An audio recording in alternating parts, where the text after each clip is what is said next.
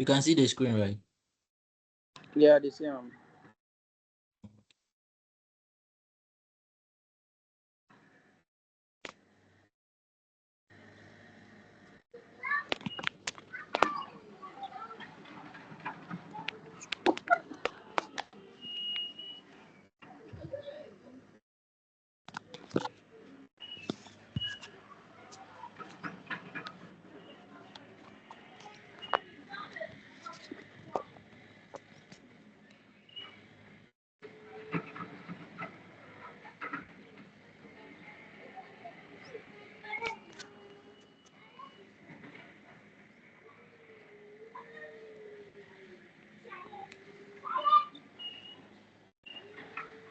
We were looking at the network address translation.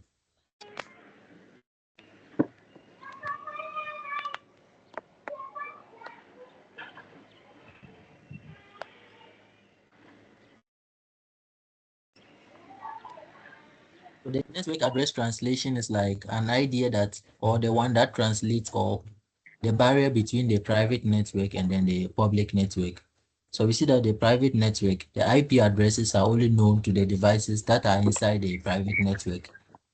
So now if you want to communicate with the outside network, there should be like some translation. So a particular internal IP address will correspond to a particular external IP address. So for the outside network, when you are communicating to the outside network and you are from inside, we have to change you. So for example, you are a student in electrical 4 and you are communicating to the outside world. We have to change your name to electrical 4 when you are communicating to someone outside the world. And then maybe if you are communicating to someone inside electrical 4, it means what you will just communicate using electrical 4. But when you come to electrical 4, then you convert that particular name to the particular individual that you are communicating to. So the conversion from the private address to the public address is what is done by the network address translation. So it kind of converts the public address to a particular private IP address so that you'll be able to locate the person inside, because the people inside are only known inside. They are not known what outside. So we should have some kind of conversion so that when you want to talk to someone outside, then you use the IP address. So the one that, or what does the conversion is with the network address what translation. So we see that all datagrams leaving the local network have the same or single what IP address source. As I was saying, anything leaving electrical 4 will have the name electrical 4, regardless of who is inside the class and it's sending the what information. Anyone inside electrical 4 that sends out the information will have the title what electrical 4. And anyone that is sending information into electrical 4, regardless of who you want to send the information to, the destination is supposed to be what electrical 4. All right. So for example, you have someone at this point and you want to send an address, or you want to send a packet to the first uh, PC here, or the first address here. That's the dot one. You see that in the traditional way, you just look at this IP address, which is 10.0.0.1, and you send it. But because this is a private address, this address is not known by this particular sender. So when this person is sending it, he is going to use this address because this is the address the person knows. So the person is going to use this particular address. And now, when you use this particular address, when it gets here, then the network address translation will now translate it to a particular address at the other end. So now, depending on who you are sending it to, that's the work of the network address translation. So the network address translation will now translate it to the particular. So even though you will send it to the 138.76.29.7, this one, the NAT or the NAT will now translate it to the 10.0.0.1, and then it goes to what PC1. So that's the work of the network address what translator. So we see that anything or any address all datagrams leaving the local network have the same or single what source. So you see that anything that is leaving over here, it is going to whether it is this PC, the first one, the second one, the third one, any of them that sends the information, the source is going to be the 138 because it will come over here. And when it comes over here, it will be translated to the other end. And at the other end, it is going to be the 138.76.29.7. So whether it is the first one, the second one, or the third one that sends the information, this is the source this is going to be the source IP address. And then datagrams with source or destination in the network have the 10.0.0 slash what 24 address for source what destination as what usual. So anything that you are sending to this particular, so for example, you are also here and you are sending it to this particular address. Though though you are going to use though you are sending it to the 10.0.0.4, but you will not have access to this address because it is private. You will have access to the public one, and then when you send it to the public, the NAT will now translate it to the private, and then it goes to the particular address that you are, or the particular device that you are sending it to.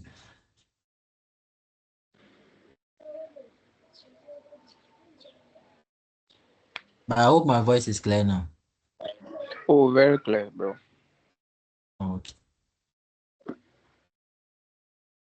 So the motivation. The local network uses just one IP address as far as the outside world is concerned. So I'm sure the class scenario is just the best one. Anyone outside the world, we should know that anything you are communicating should be to electrical 4, regardless of the people inside electrical 4. So the outside world doesn't know who is inside electrical 4. What the person knows is just that there's a class called electrical 4 and there are people inside, but you don't know anything concerning who is in the class. So if you are sending something to someone inside the class, you send it to what? With the address of what? Electrical 4.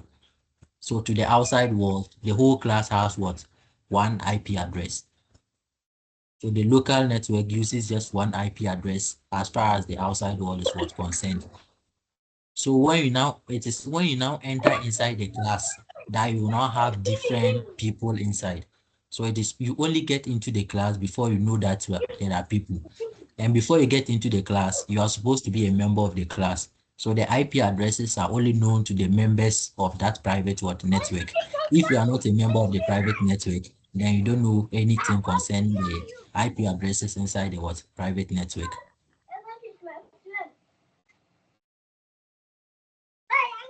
So range of IP address is not needed from what? An ISP. Range of IP address is not needed for an ISP. Barcelona Mwashe. Barcelona score.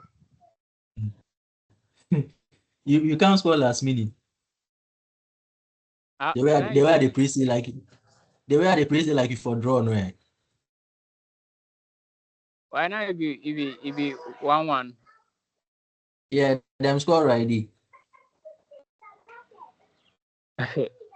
So Riley with 2 against Madrid. against Barcelona. I see Dortmund. no, I was Barcelona saying, scored 2 against Girona. Girona. Yeah. The I learned there will be some this thing. Classic will be 26. Okay. Will be 26. So the first point, you see that the range of IP address is not needed from what an ISP. Just one IP address for what all devices. So the same thing shows over here. Let me clean.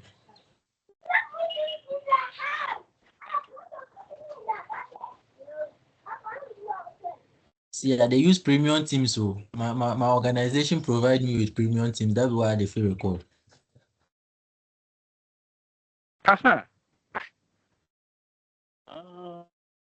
You know, since the The name premium self be one, they different. subscribe.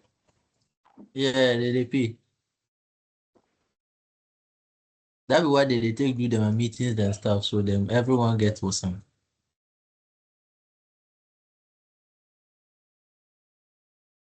Okay, so you see that over here, yeah, you might have a network or an organization or your class. You have more than one pieces. So for example, in this example, you see that we have about three pieces, but you only need this argument here is you don't need to get three different IP addresses in order to address each of them. You just need to get one IP address, and that's this one. So when you get this IP address, you just get the NAT2 or the network address translation.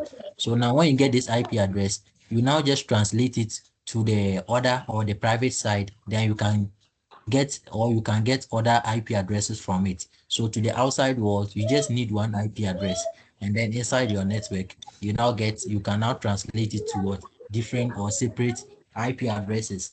The the issue the or the reason why you'll be able to do this is because no one knows what is inside your network.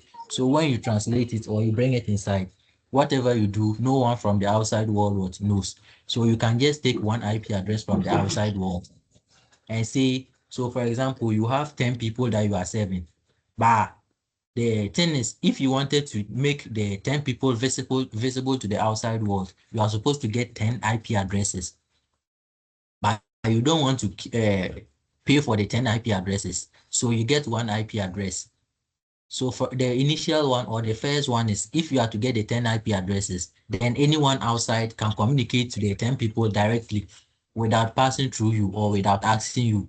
So it's like if I have my employees, I'm an employer and I have employees, like 10 of them, and I get each of them an IP address.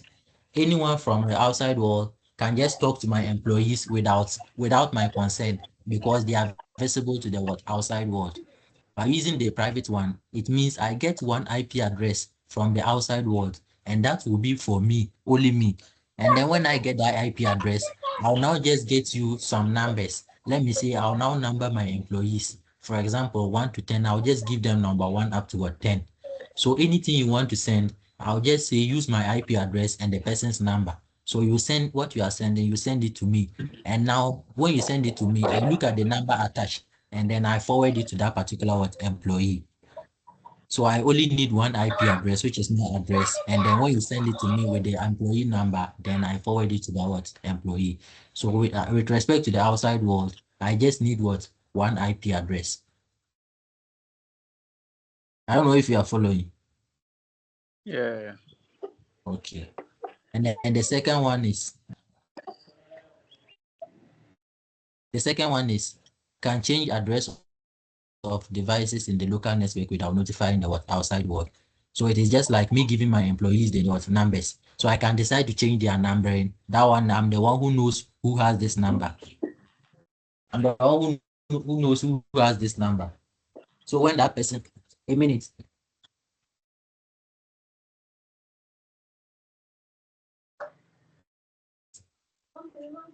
yeah,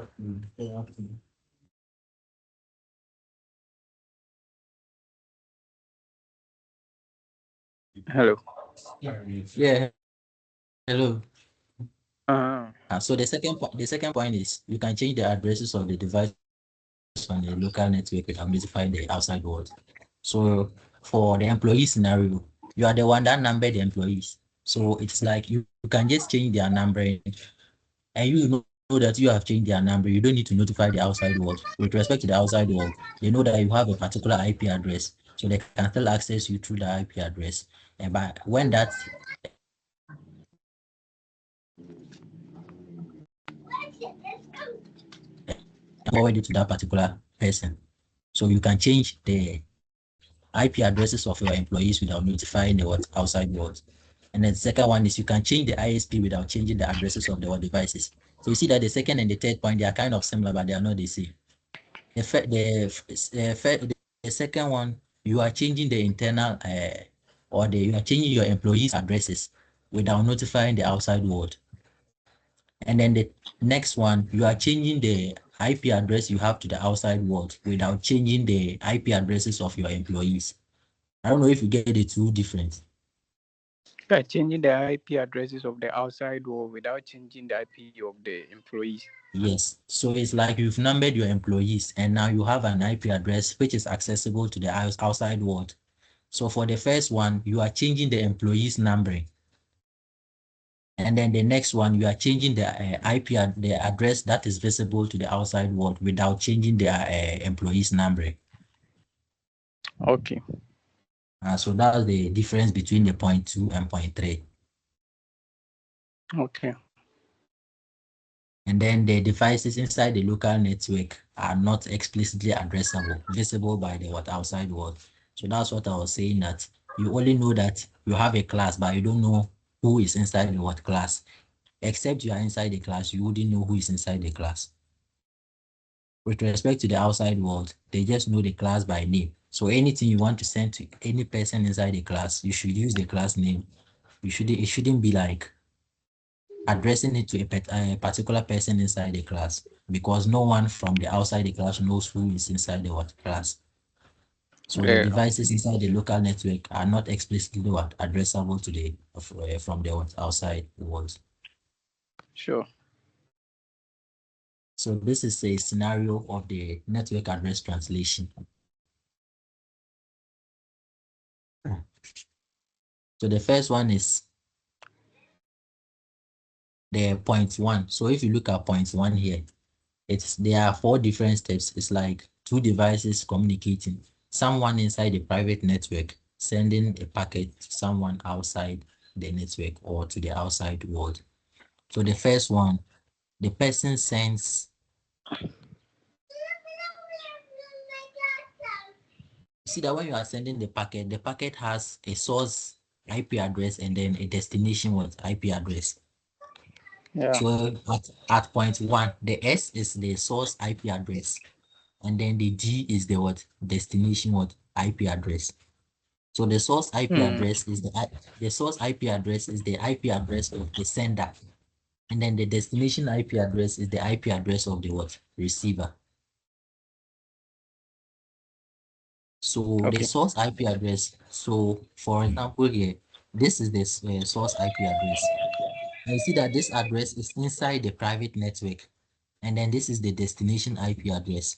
But this address is the address of someone. Let me say someone who a PC that is at this point. So that's the one you are sending this particular address to. So when you send this address, it gets over here. It gets to this point. When it gets to this point, you see that though this from here to here, this is where the network address translation comes in at this particular point. When this one gets over here, then it comes to the destination. You see that even though from here, the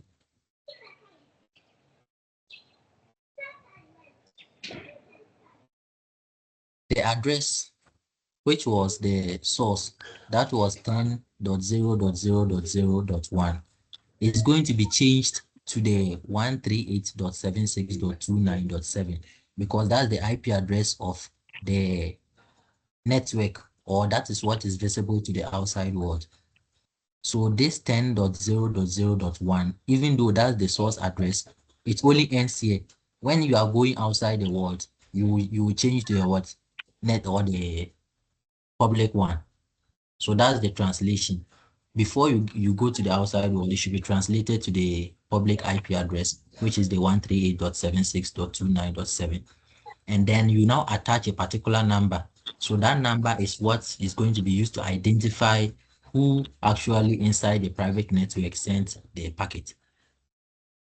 So this 5001 identifies that it was this particular person that sent the packet. And then that is only useful when you are sending like a reply.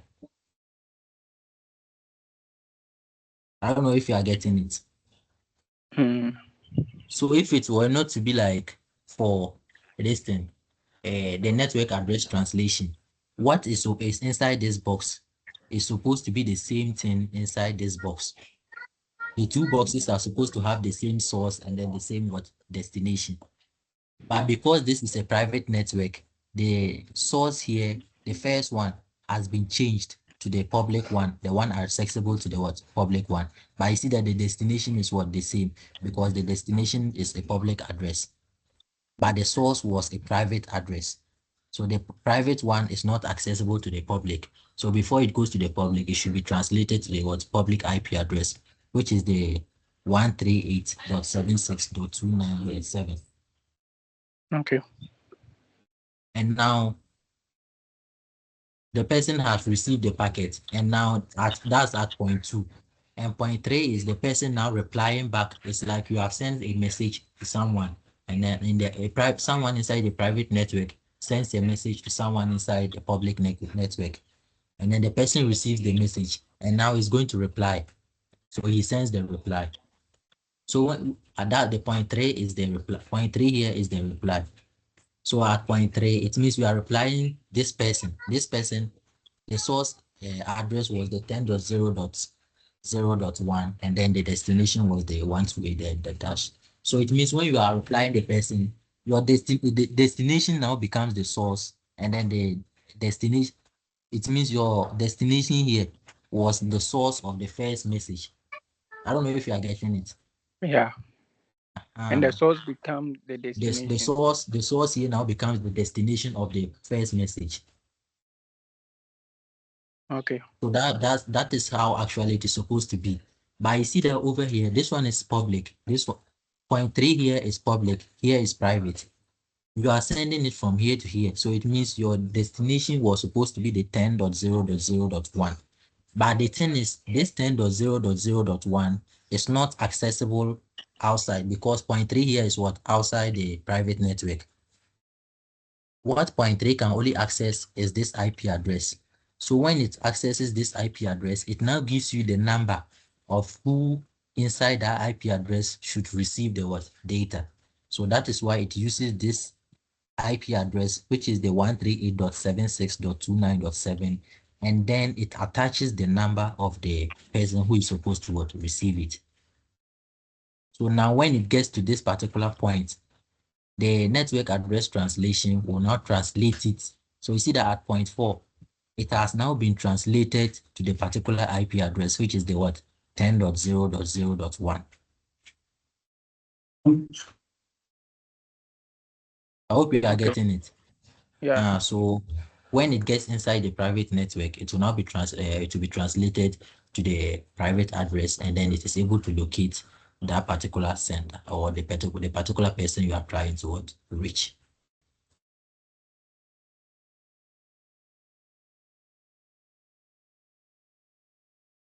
So it is implemented in the network what address router. So that's the router which links the private address to this router.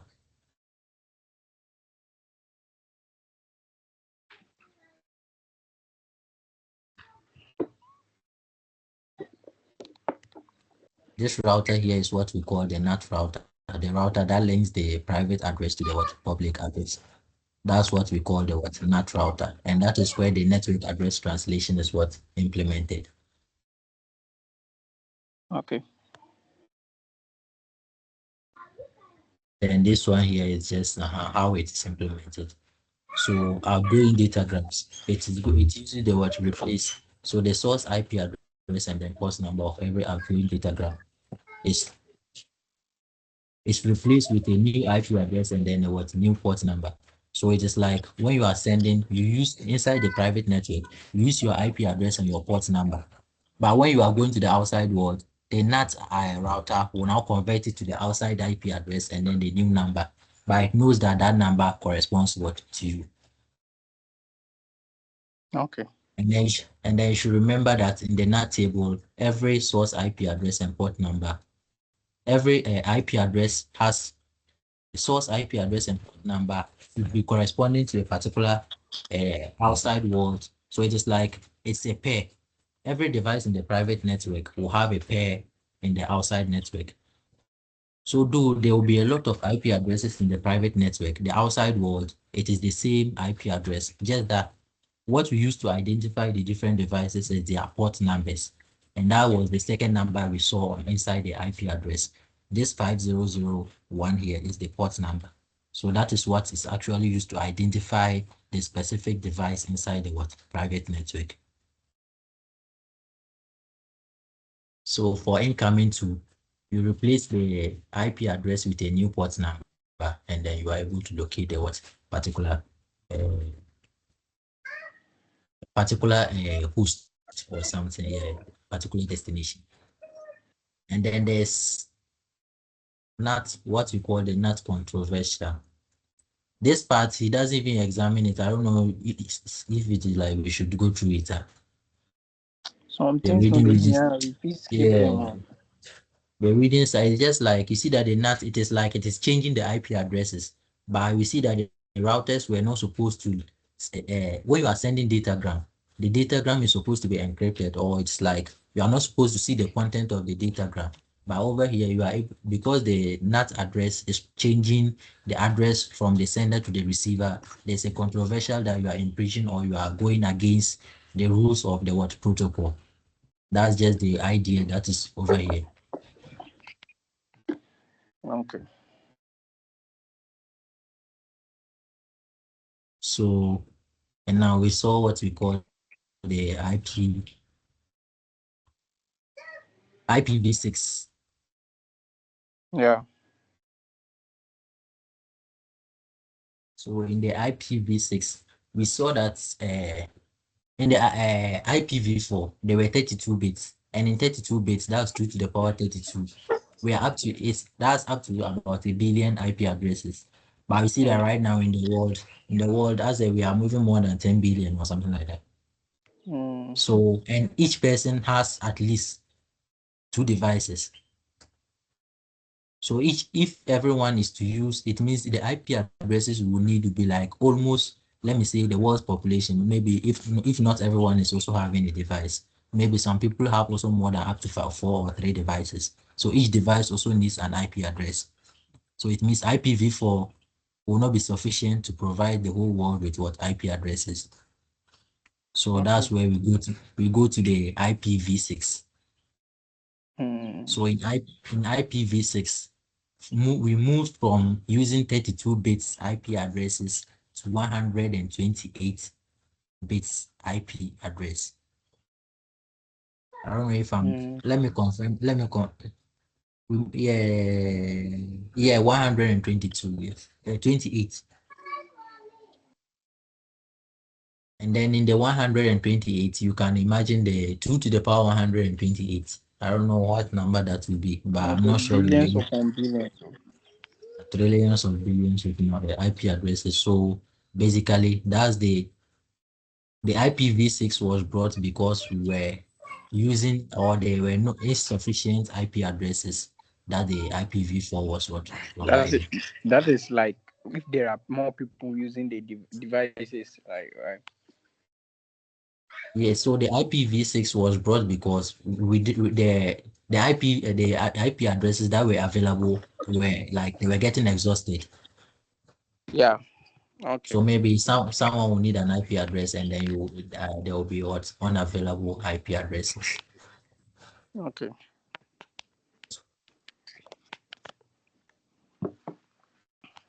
So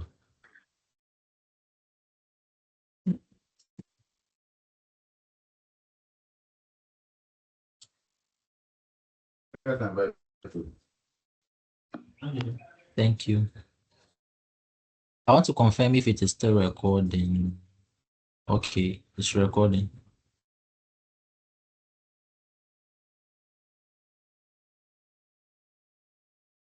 So the IPv6,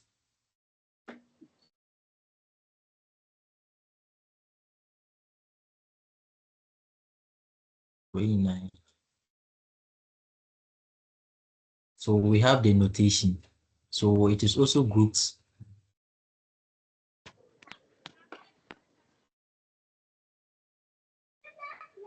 1, 2, 3, 4, 5, 6, 7, 8.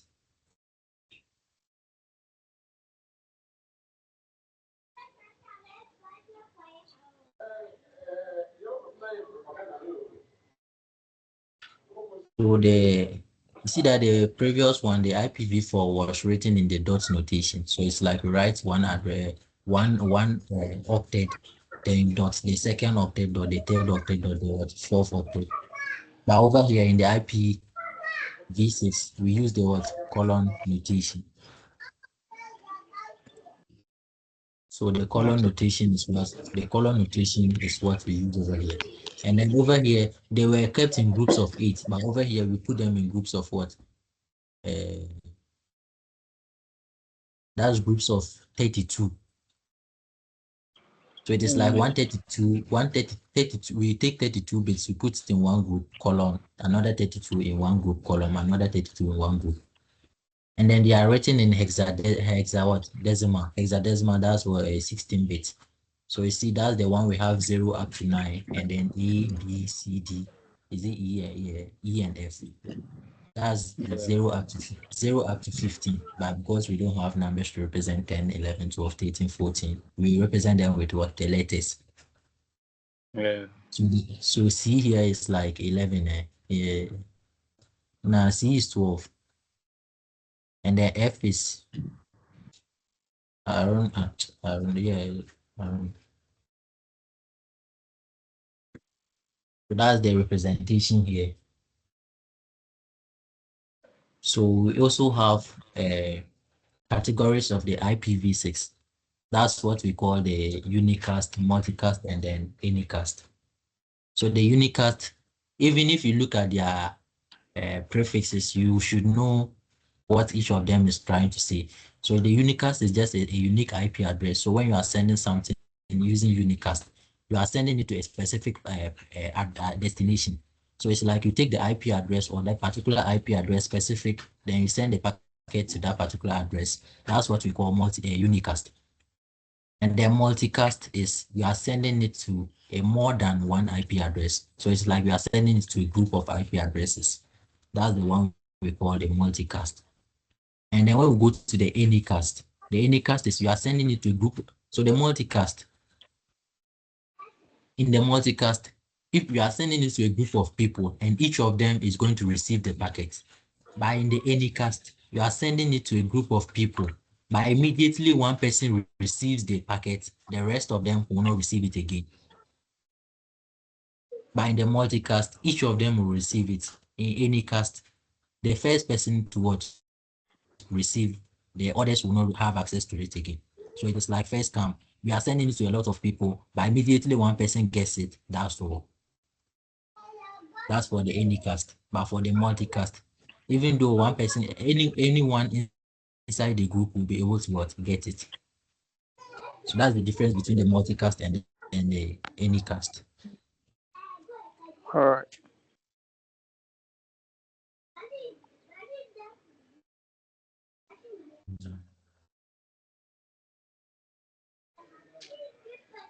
Checksum. I don't remember what checksum is. Options here, this one is in them. And now the next issue here is now we have a lot of infrastructure. You see, initially we're using IPv4. So most of the web servers, the service providers, devices, they were configured using what? IPv4. And then all of a sudden, because the IP addresses are getting exhausted, we are moving to IPv6. But it's like if you want to change to IPv6, then you have to reconfigure all the old devices that were using the what IPv4 to what IPv6. And actually that will not be what economical. So the best option was like to find an interplay or make a connection between IPv4 and then IPv6. So find a way that devices using IPv6 could communicate with devices that are working on what IPv4. And actually, there have not been a breakthrough that can find a way to like just physically link an IPv4 address to what an IPv6 address. So we try to find other alternatives. So there are about 3 different ways that we are able to use an IPv6 or communicate between IPv6 and then IPv4. But the communication is not just direct. Like someone from IPv4 will just communicate directly to someone inside IPv6. So we have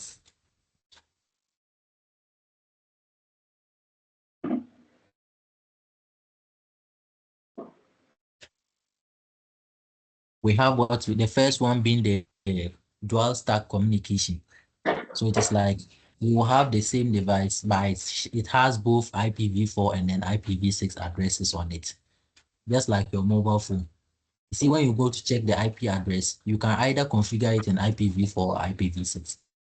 So that's the dual stack. One device being able to use the two networks. Hmm. And then we have what we call the translation. So the translation is like we are able to change the IPv4 to an IPv6 address. Or it's like if you are sending from IPv4 to IPv6, you first change the IPv4 to an IPv6 address, then you communicate. Or if it is the vice versa, if it is from IPv6 to IPv4, you change the IPv6 address to an IPv4 address before you'll be able to communicate between the two devices. So that's the translation. So The dual stack. so what's the essence of that translation? Why do we want to communicate from IPv4 to IPv6? Why? So maybe right now, some devices are able to, or some devices have both IPv4 and then IPv6 addresses. But maybe there might be a device that only runs on an IPv4 protocol, but your source is from an IPv6, and there's no direct link that or protocol that is able to access an IPv4 with an IPv6. But now you have to communicate between IPv4 and IPv6. So it is either you convert your IPv4 to an IPv6 address before you can communicate, or you convert your IPv6 to an IPv4 before you be able to communicate. Is it done manually or automatic? So we have the router, or there are translation routers or something or it's not something that is manual. So it is like it is auto-configured. So maybe when you are communicating, or it might not be done in the device itself, but when you are communicating, the infrastructure that we are using. So maybe if it is like we are connected to an ISP or a service provider, the service provider is what does the translation. Oh, okay. So the service provider does the translation, and then your communication is able to go through. So there's no direct way of communicating between the V4 and the V6. So if you are sending from V4 to V6, it's either you convert everything to V4 or you convert everything to V6. Hmm. And then Okay.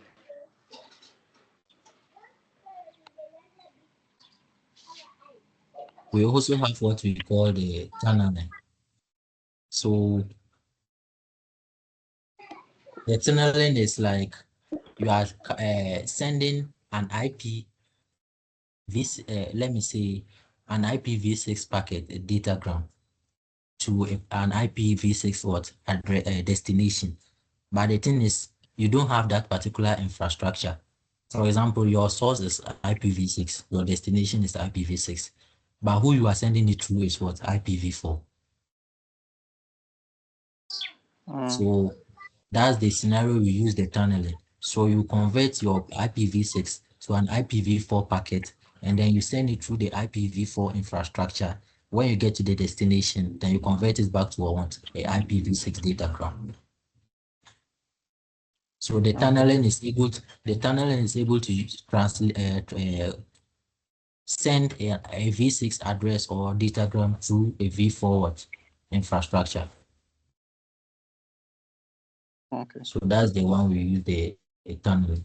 So for example, over here, you see that you have router A, B, E, and then F. Everything is V6.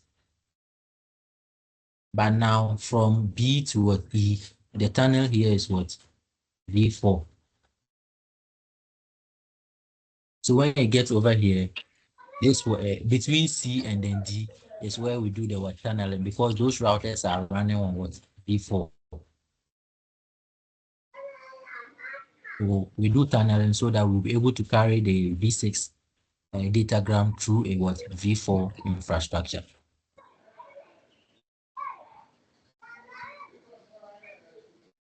So we have the source, the flow being X, source A, destination F.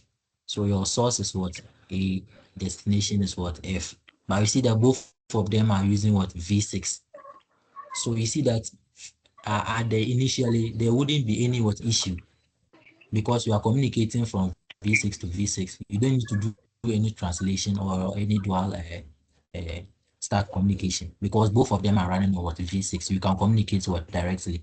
But the thing is, the person that is supposed to carry the message is running on v4. So now I'm running on V4 and you are giving me V6 packet. I cannot send a V6 packet. It has to be a V4 packet that I'm supposed to what send. So when you send me a V6 packet, I convert it to a V4 packet and then I carry it. And when I get to my destination, I convert it back to what V6 packet and then I put it at the what destination. Sure.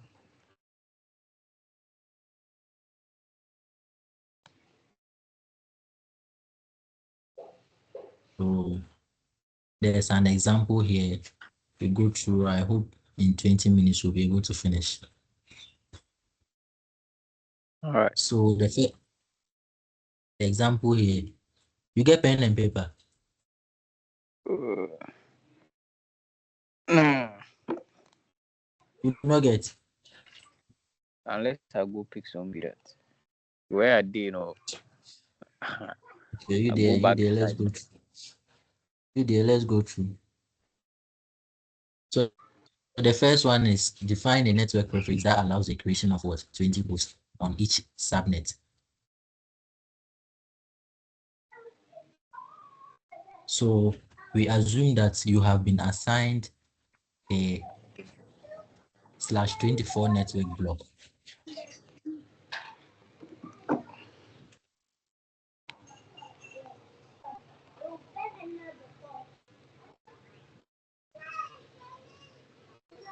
You have been assigned this particular IP address. This is the IP address that you have been assigned.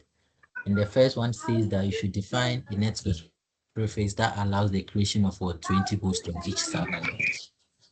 So 20 hosts, what does 20 hosts mean? 20 hosts. Yes, So that means we have 20 devices or yes, definitely. We have 20 devices that we are supposed to provide IP addresses to them. yeah. So if you have 20 devices, you are supposed to provide IP addresses to them. How many bits do you need to generate the 20 IP addresses? So you need like That's about five. Two to the power, two to two the to the power power 5. five. So That's that's about five. yeah. So one network prefix will be able to generate. So if we are using 5 for the host, what will be the network prefix? The network will be 32. Is it IPv4, right? Yeah, 32 minus 5. IPv4. So that will be 27, right? So that will be so the the first one, the block, the network prefix that allows the creation of 20 host will be slash what? 20 what? 7. 7. And then down, so you have 200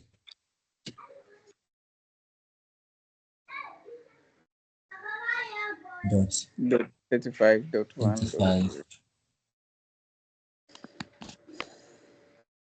dot 1 dot 0 slash 27. So this will be the first part that will allow the creation of what 20 hosts. And then the second part is what is the maximum number of hosts that can be assigned to each subnet. So the maximum number of hosts that can be assigned to each subnet, that's 2 to the power what? 5. Mm. So 2 to the power 5 minus 2. And why are we subtracting 2? Is it not we are removing 2 so that we can know the particular the exact number for the IP addresses for the host, right? So we want how many IP addresses we can generate from this /27 network. And that's 2 to the power 5. Yes. And 2 to the Yeah. power 5 is what? 30 what? 32. 32. But this 32 we subtract 2, and then the maximum becomes what? 30. Yeah. The maximum is what? 30. Yeah. When And they I'm asking you become why are we subtracting the 2? because that one is excess, right? What excess?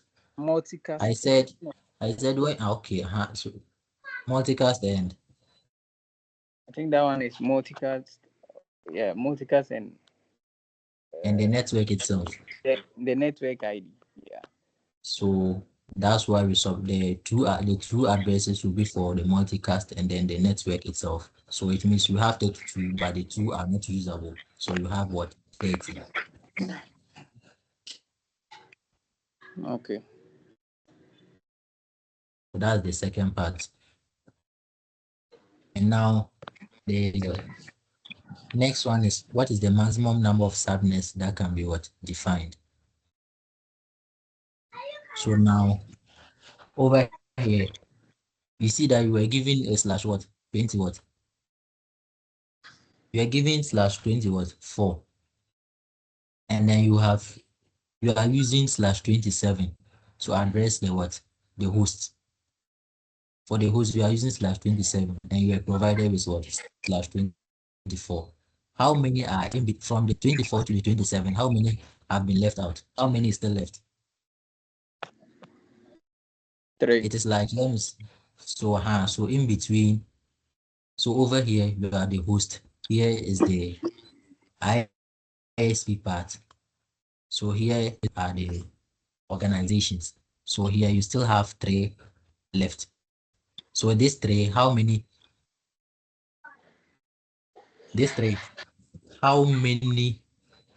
addresses can you generate from these 3? That's 2 to the power what? 2 to the power 3. 3. That's 8. That's what. And it means you can generate what? How many? The maximum number of subnets you can generate is what? 8. I don't know if you are getting it. Nah, come again. You see that in the whole IP address there are 32, Yes. and you have been Okay. given slash 24. It means the 24 have been used. The 24 have been used already. So it means Sure. if the 24 has been used already, you are you're left with what? About is it 8? Yeah, you are left with 8, Mm, right? yeah. And Yes. in the 8, you have used 5 to address your host. How many are left? 3. So 2 to the power 3 gives you 8, and then you can generate 8 subnets. Okay. I hope it's clear enough. Mm, Ah, yeah. or I should Yeah, go it's through. clear. Okay. Okay. So the second one is now specify the slash 27 subnets. So now we are supposed to generate the subnets. So you see over here, the subnets it's very easy to generate. So the basic idea is, you see the first one, the 200, Yeah, I see him. you convert it to binary. The 35, you convert it to binary. The 1, you convert it to binary. The 0, you convert it to binary. And then you write everything up to the what 32.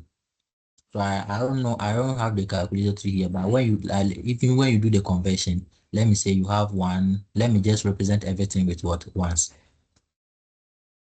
So 1, 2, 3, 4, 5, 6, 7, 8 dot 1, 2, 3, 4, 5, 6, 7, 8 dot 1, 2, 3, 4, 5, 6, 7, 8 dot 1, 2, 3, 4, 5, 6, 7, 8. And now we have used 24 for the network. So 24, that's 888. So 24, it means everything here, we cannot touch anything in this side because the 24 belong to the network. You get it? Yeah. And now when we go to the other part, we have used 5 to address the host. And you see that the host is the last part. The hosts are always at the, so we have the network. we have the subnet, and then we now have the what host. So after the network, what comes is the what subnet, and after the subnet, what comes is the what host. You get the arrangement.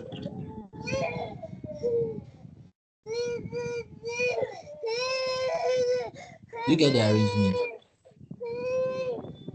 You say, I they come. People push it. You say, The arrangement is you have the network part, that's the 24, then followed by the subnet. The another one goes to the subnet, and then the hosts are now the last part of the IP address. So it is like the host is the last part. And you yeah. see that the host part, we have used 5. So it means if you are giving the host part, you start counting from the end because the host is the last part. So for the host part,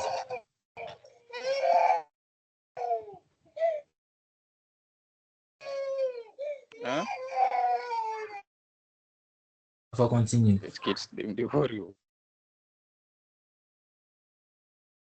So the host is the last part, and we have used 5 bits for the host. So it means we count 5 starting from the end. So that's 1, 2, 3, 4, 5 up to this part.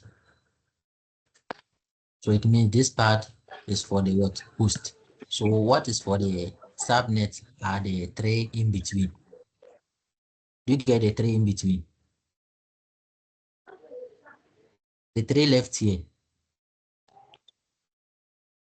Uh, So this 3 is what is for the subnet.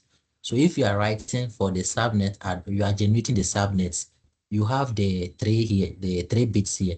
And then in these 3 bits, the 3 bits could start from 0, 0, 0 up to 1, 1, 1.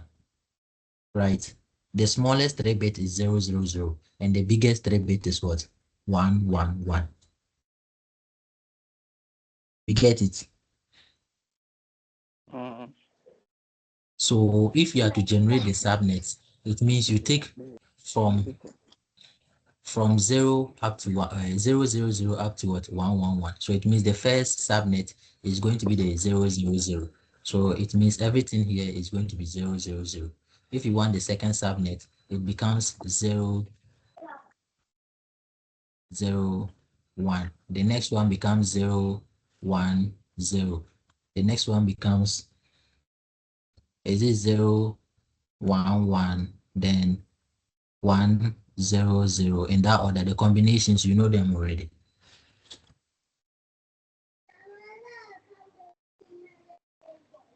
Or Abi, you know how to generate the 3 bits. You from 3 bits, that's from 0 up to 8. yeah, but I go spy through again. I don't want forget time small. So let me get, let me see if I can get.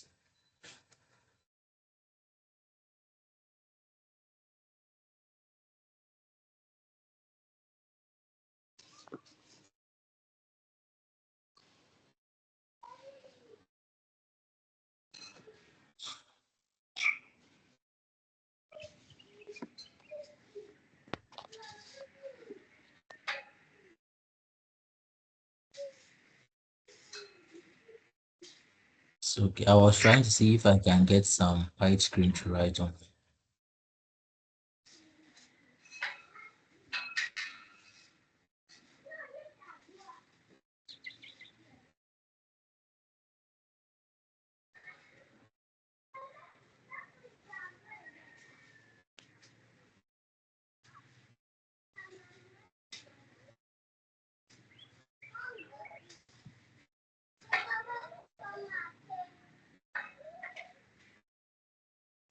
Yeah, I'm going to stop sharing the slide and then share you a white screen.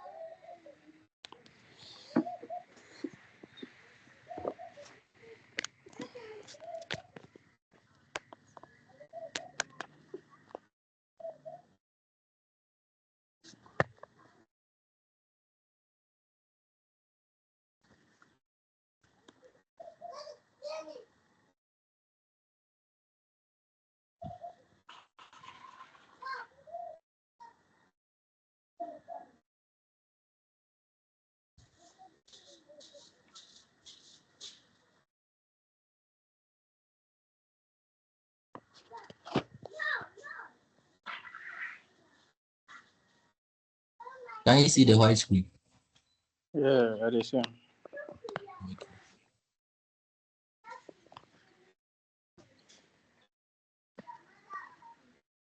So this one we are saying that the IP address is what? 32 bits. So let's say the 32 bits, you have one,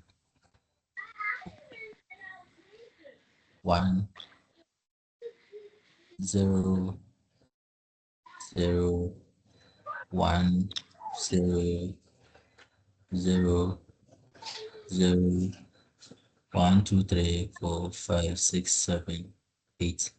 Dot one, zero, zero, one, zero, one, one, one, two, three, four, five, six, seven, eight.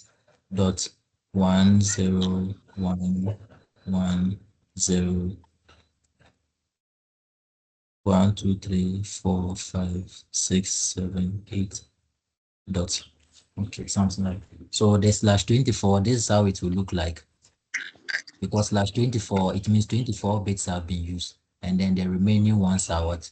Zeros, because we have not used the last 8 bits, right? Yeah. 1, 2, 3, 4, 5, 6, 7.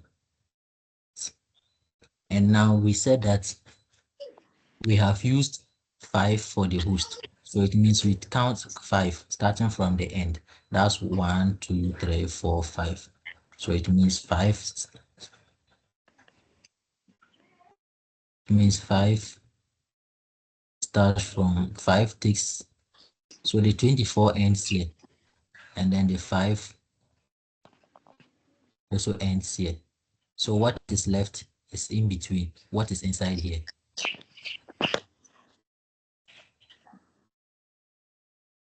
So inside this, so it means you have these 3 bits left. And then in generating the subnets, you are going to start from 000. And then you use all the possible combination for these 3 bits. So we have from 000, then you go to 001. But the remaining, everything here is going to be the same. Everything here is going to be the same. Everything at this side is going to be the same. Then you go to Okay. 0, 1, 0. Everything here is still going to be the same. Everything here is going to remain the same. Then you go to 0, 1, 1. The rest are going to be the same. The only thing going to change is what these what 3 bits. Then you go to 1, 0, 0, 1, 0, 1, 1, 1, 0, and then 1, 1, 1. So this is how it is going to look like. So now after generating this, then you write everything here the same way. You write everything here the same way. Then you convert it back to what? Decimal. You'll be able to get the subnets addresses. So basically that's how you can generate the IP addresses. Okay. Okay. I think now we can call it a day. That's the that's even the That's the end part of the slide. So maybe when another thing. Hmm. So maybe I don't know. Maybe if I'm able to wake up midnight today, I'll send you the video. If not, maybe when I go to work one time, I'll send you. All right. Okay.